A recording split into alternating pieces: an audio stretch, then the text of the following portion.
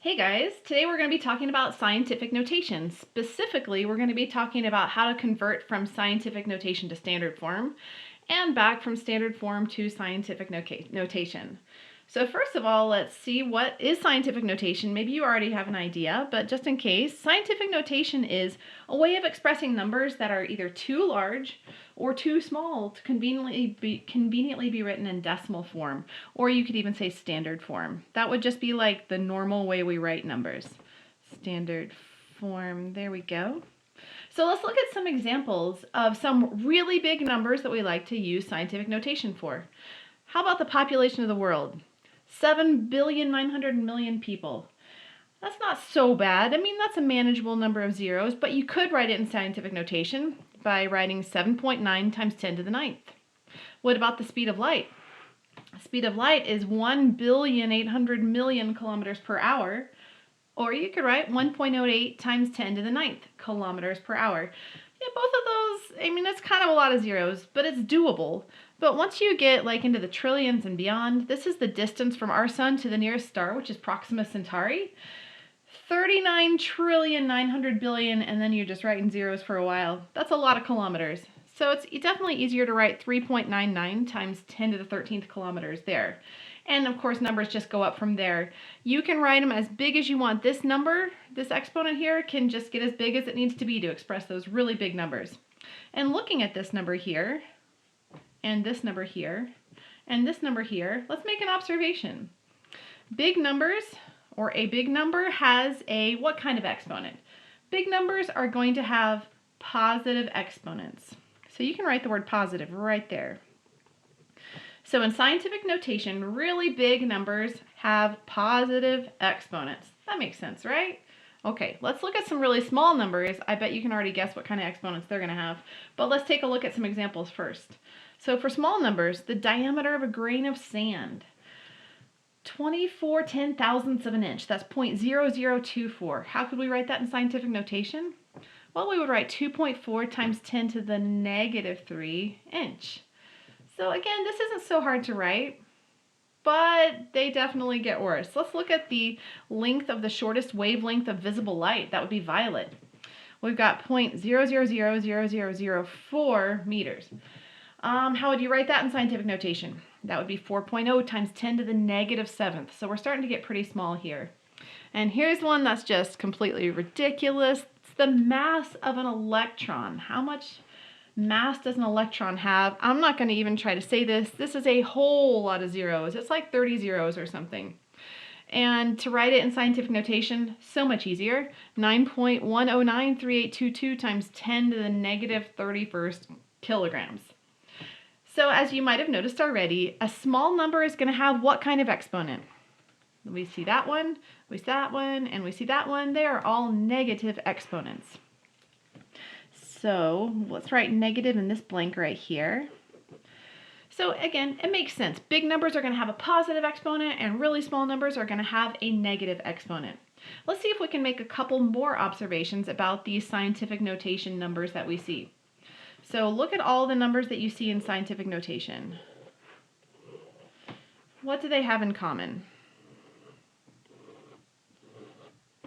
Let's look at this first number. It's always one number and then a decimal, right? One number, then a decimal.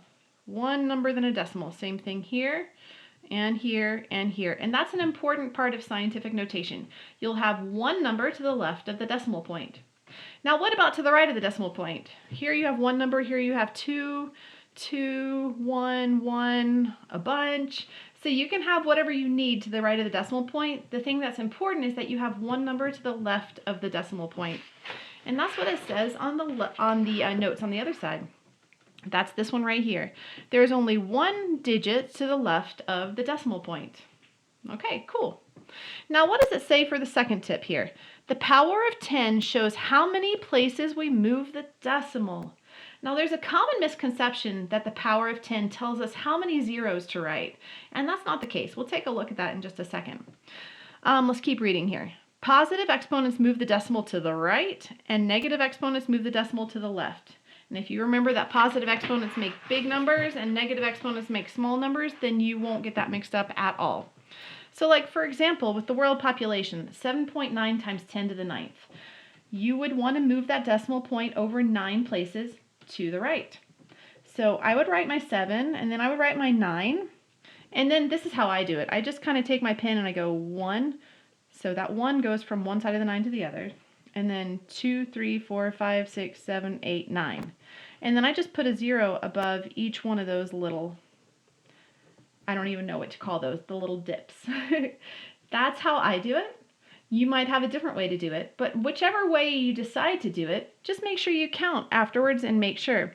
So we started here and then we went 1, 2, 3, 4, 5, 6, 7, 8, 9 places. Now, like I said a second ago, this number, a lot of people sometimes start out thinking that's the number of zeros. And like I said, it's not. Let's count our zeros here. 1, 2, 3, 4, 5, 6, 7, 8. Yeah, only 8 zeros here. So every now and then it might indicate the right number of zeros, but you can't count on it. So make sure you're always counting the digits. Okay, so let's look at one going the other way. So with a negative exponent, we're going to have to move to the left. I know it's already done for us, but let me just show you how I would write it out. 2.4 times 10 to the negative 3. I would go ahead and write the 2 and the 4. And then I'd start my pen out where the decimal is, and I'm going to move 3 to the left. So 1, 2, 3. So I've got a dip there to put a 0 in front of, on top of, and another dip there to put another 0 on top of, and then wherever my little dip things end, that's where I'm going to put my 0. So I would get 0.0024. Again, you might have a different way you like to do it, and that's fine. Just make sure you double check and make sure that your decimal has moved 3 places to the left when you're all done. Okay. So that's the introduction. Let's just do a couple examples from your assignment and then I'll let you guys get to work. So let me grab this book. Okay, this one isn't all filled out already, which is kind of nice. Let's look at number 10. Okay, we have 5.95 times 10 to the 6th. So how are we going to write that in standard form? Well, for me, a good step one is to go ahead and write out this number here. 5.925, and now I'm just going to start moving my decimal point. So 1, 2, 3, 4, 5, 6. So the first 3 dips already have numbers, but then there's a few more dips where I need to put zeros on top of, and so that would be your number. If you want to rewrite it out just without all the dips, you sure can, without the line underneath, but you don't have to. If you want to put commas, you can do those, but again, you don't have to. Let's do one more example with a negative number. Let's do number 14.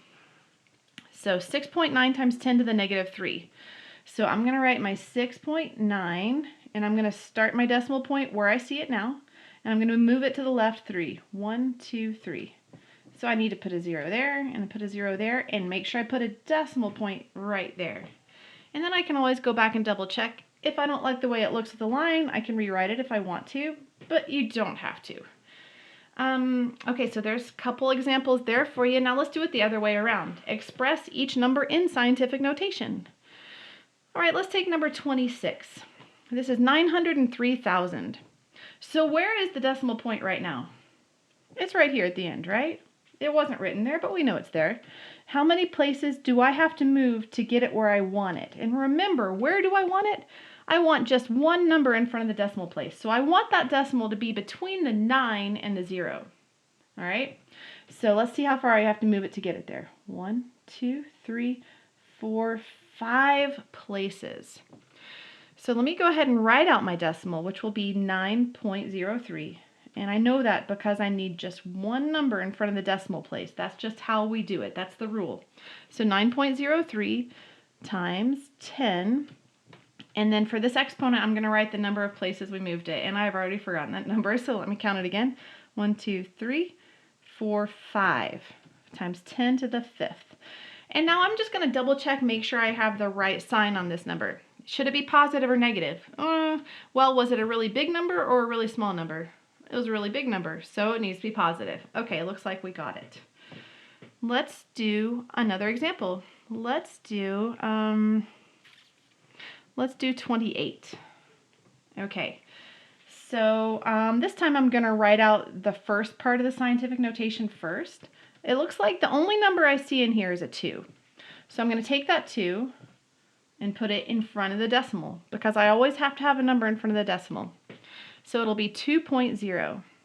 Now if you wanted to just write it as 2, you could do that also. So I'll show you that way also. So I've got 2.0, or I have just plain old 2. Now let's figure out how far to move the decimal. We want the decimal to go right here. So how far do we have to move to get there? 1, 2, 3. So I need to do times 10. Is it going to be to the third? Well, it was a really small number, so I'm going to make it to the negative third. Right, okay, and this is going to be the same thing here. Even if you use a 2 instead of a 2.0, this part of it is still the same. So it's 2 times 10 to the negative third. Okay, and let's just do 31 together also. And then I will let you get to work. So on 31, where am I going to put the decimal? Well, all of these are zeros, except for here I see a 2 and a 2. So remember, I need one number in front of the decimal point. So I'm going to put 2.2. Okay, that means I'm trying to get my decimal right here. Now I need to figure out how far the decimal is moving. It starts right here, and then it goes boom, boom, boom, boom, boom. What was that? That was 5, right? 1, 2, 3, 4, 5. Great. So 2.2 times 10, either to the 5th or to the negative 5th. Stop and think about it. Was it a really big number or a really small number? This is a really small number, so we're going to write the negative 5th. Okay, so that's how you do this. Down here, looking at the greater number, it says circle the greater number. You might want to write these out in standard form before you decide which one's bigger. Whatever helps you visualize these numbers. For me, I like to write them out in standard form. Okay, if you have any questions, please let us know. We love to hear from you. And otherwise, hope you're having a great day. See you next time. Thanks for watching. Bye.